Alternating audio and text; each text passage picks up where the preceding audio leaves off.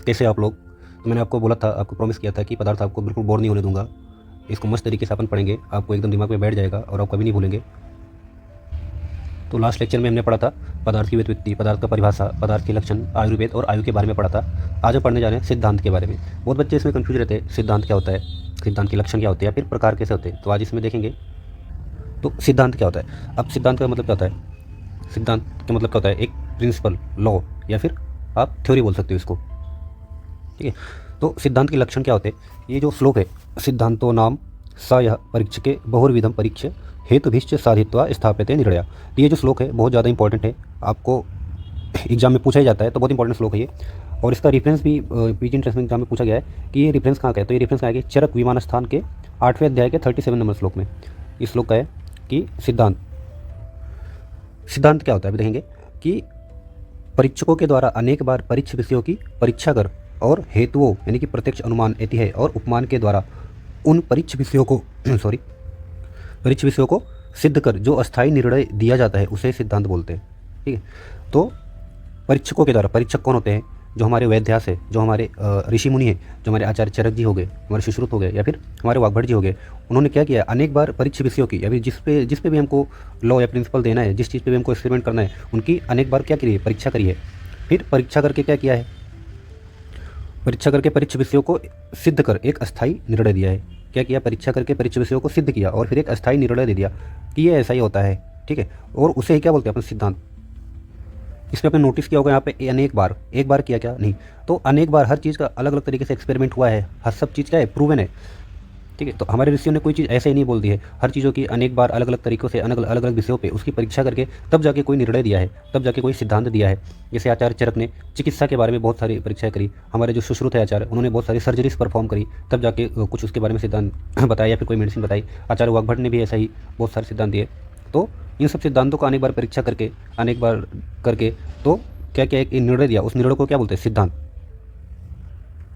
जिसे अनेक प्रकार से परीक्षा करके तर्कों से सिद्ध करके स्थापित किया जाए, क्या है? वही क्या है? सिद्धांत। अब हम देखेंगे सिद्धांत के भेद। तो सिद्धांत के कितने भेद होते हैं? तो सिद्धांत 4 प्रकार का होता है। कितने प्रकार का होता है? 4 प्रकार का होता है। सर्वतंत्र सिद्धांत, प्रतितंत्र सिद्धांत, अधिकरण सिद्धांत और अभ्युपगम सिद्धांत। ये 4 प्रकार के सिद्धांत होते हैं, इनको भी अच्छे से पढ़ेंगे अपन।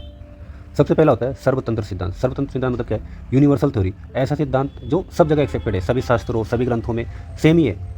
अब ये इसको सभी मानते हैं, मतलब इसका कोई ही एक्सेप्शन नहीं है, सब लोग इसको एक्सेप्ट करते हो। ऐसा कोई लॉ, ऐसा कोई थ्योरी, ऐसा कोई प्रिंसिपल जो सभी आचार्यों ने माना है, उसको क्या बोलेंगे? सर्वतंत्र सिद्धांत।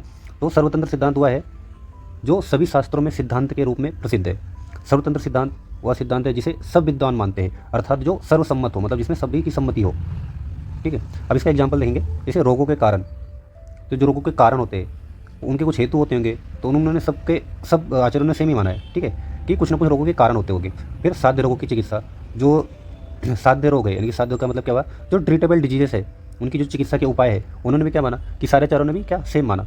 तो ये एक सर्वतंत्र सिद्धांत है कि जो सभी आचार्य फॉलो करते हैं। या फिर जैसे हम जैसे पहले पढ़ा होगा आपने कि जैसे Newton first law, second law, third law, इसका कोई अपोज है क्या? नहीं। तो उसको भी अलग अलग तरीक़ों से अलग अलग विषयों पे परीक्षा करके तब जाकर न्यूटन ने कोई लॉ दिया होगा, तभी आज उसको यूनिवर्सली एक्सेप्ट किया जा रहा है। तो ऐसे हमारे आचार्य भी कुछ सिद्धांत दिया है, तो जिसको यूनिवर्सली एक्सेप्ट। अब जैसे सर्वतंत्र सिद्धांत, अब सर्वतंत्र के सिद्धांत के एग्जाम्पल में देखेंगे अपन कि एग्जाम्पल जैसे आपको समझाने के लिए बोल रहा है, जो पंचभौतिक सिद्धांत होता है वो क्या है? एक यूनिवर्सल थ्योरी है कि जितने भी द्रव्य है सृष्टि में, जितने भी द्रव्य है, सब क्या होते हैं? पंचभौतिक घटकों से मिलकर बने होते हैं। सब में क्या होता है? आकाश, वायु, जल, अग्नि, पृथ्वी, तो और ये सब जो हमारे पंचभूत है वो सभी द्रव्य में प्रेजेंट रहते हैं। तो ये एक सर्वतंत्र सिद्धांत है, मतलब इसका कोई एक्सेप्शन नहीं है। अब कोई भी द्रव्य दे दिया आपको तो सब में ये पंचमहाभूत प्रेजेंट रहेंगे ही, ठीक है, इसका कोई एक्सेप्शन नहीं है।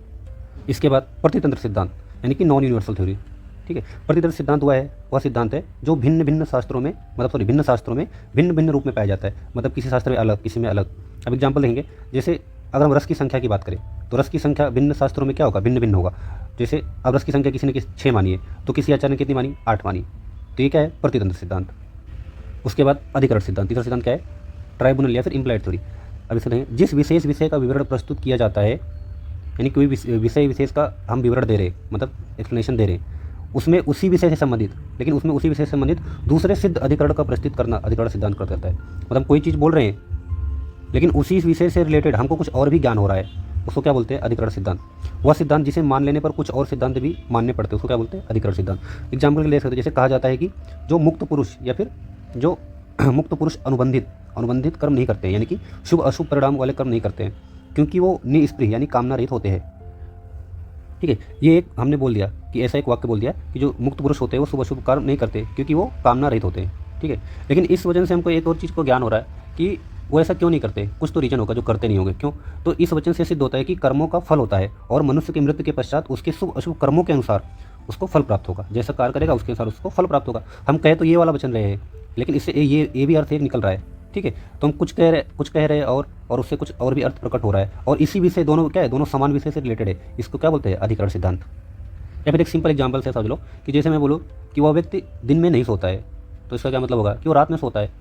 ठीक है, दोनों ही लाइन में क्या सोने की बात हो रही है, मतलब विषय सेम है, पर हम एक लाइन कह रहे हैं तो दूसरी लाइन का भी अर्थ प्रकट हो रहा है। तो ऐसे ही क्या बोलते हैं इसको? अधिकरण सिद्धांत।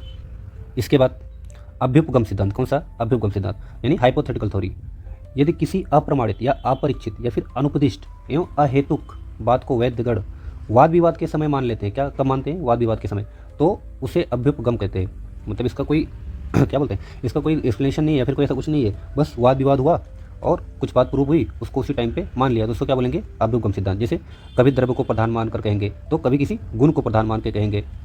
इसको सुनिए कि सपोज कोई एग्जांपल दे रहा है कि किसी ट्रीटमेंट के बारे में या किसी रोग के बारे में, तो कभी तो उसको द्रव्य का प्रधान मान लिया, तो कभी उसका उस द्रव्य का जो गुण है उसको प्रधान मान लिया, तो उसके अकॉर्डिंग बता दिया सेम चीज़। ठीक है, तो ये क्या है? अभ्युपगम सिद्धांत, यानी कि हाइपोथेटिकल थ्योरी।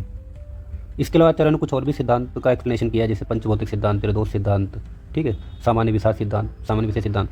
तो अपन अगले लेक्चर में पढ़ेंगे, वीडियो ज़्यादा लंबा हो जाएगा। अगर आपको वीडियो पसंद आई तो वीडियो को लाइक करें, चैनल को सब्सक्राइब करें। Thank you.